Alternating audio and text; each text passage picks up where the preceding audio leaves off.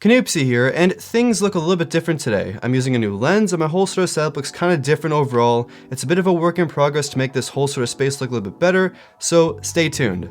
But today we're going to be talking about the 2017 Samsung Galaxy A5, which is Samsung's mid-range phone that comes before the big Galaxy S8 launches. So should you buy this phone, or should you buy last year's Galaxy S7 that is at a discounted price and almost the same price as this phone? Or should you just wait for the Galaxy S8? Well, today we're going to be talking about all those things in this review. Let's get started.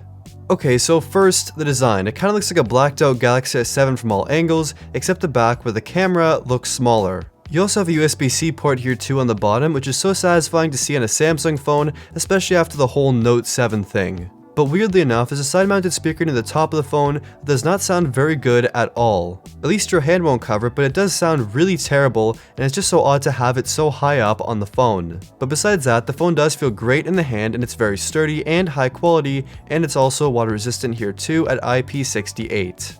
The design is overall very premium, which is great, and I think it looks good, except it scratches very easily on the back, and the fingerprints this phone collects are absolutely insane.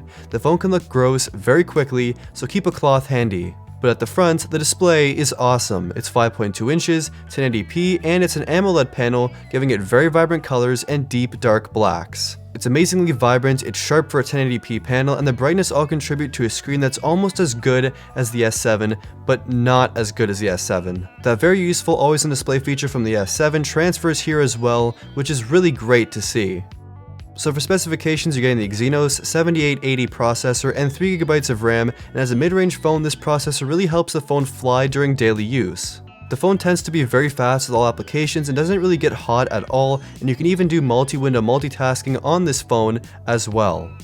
Gaming here is smooth as well, and you're definitely not going to be disappointed with how it performs. Even being mid-range, the processor and RAM work together for buttery smooth performance here for now, but this could change in the future, but right now, it's very good.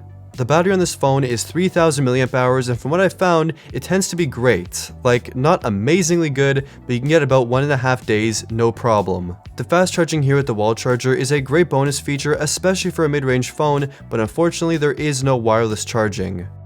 And now for software. Here it is Android 6.0.1, and at this point I don't know when an update for Nougat will be coming for this phone, if at all. The main problem with phones from Samsung that aren't flagships is that you have to wait a very long time or never even receive the update at all, so it could happen or it could never happen. This negative alone may make you consider buying an S7 over this phone, as it's currently getting the latest software at this time, which is Nougat. But at least the Samsung skin here is nice. Like, normally I don't like it, but here it is good. Like, it looks visually pleasing with some cool animations and features, and it's really not that bad. Finally, the cameras. 16 megapixels on the back at f1.9 and the same thing on the front, which is definitely cool. The front camera takes good selfies, but be in bright light. And the rear camera is surprisingly nice. The S7 does take better pictures overall, but if you have light, you can get some good shots with this phone.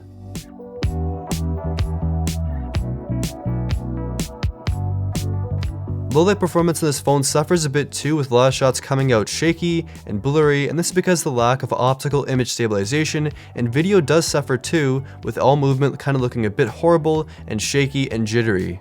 You also can't shoot 4K on this phone, only 1080p, but footage does look passable. Is it seriously snowing again? This is totally not fair. I need summer here right now. Okay, so now it is summertime, so overall this is really a good phone. It has a good camera, good display, good design, and everything about it is just really good in general.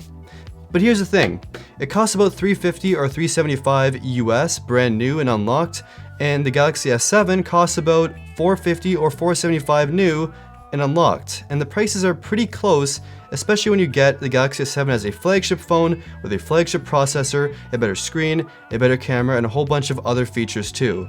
It makes the decision very difficult. And when the Galaxy S8 launches, the price of the S7 will probably drop down even further, making this phone a bit of a harder sell. But here's my opinion, if you don't care about any of all that stuff, you don't want to spend an extra $100, you want this phone, you're going to enjoy it. It's a really good Samsung phone overall, with all the awesome Samsung features you probably want in a phone. But if you can just wait a little bit longer, it's definitely going to be a major benefit. The S8 might be a really good phone that you definitely want over this phone or the S7, and the S7 is probably going to get a pretty big price cut, making it a really great deal overall. And that's it for this video. Let me know what you think in the comments down below about the Galaxy A5 2017. And like this video, subscribe, and of course, hit that Taco Bell. Thank you for watching.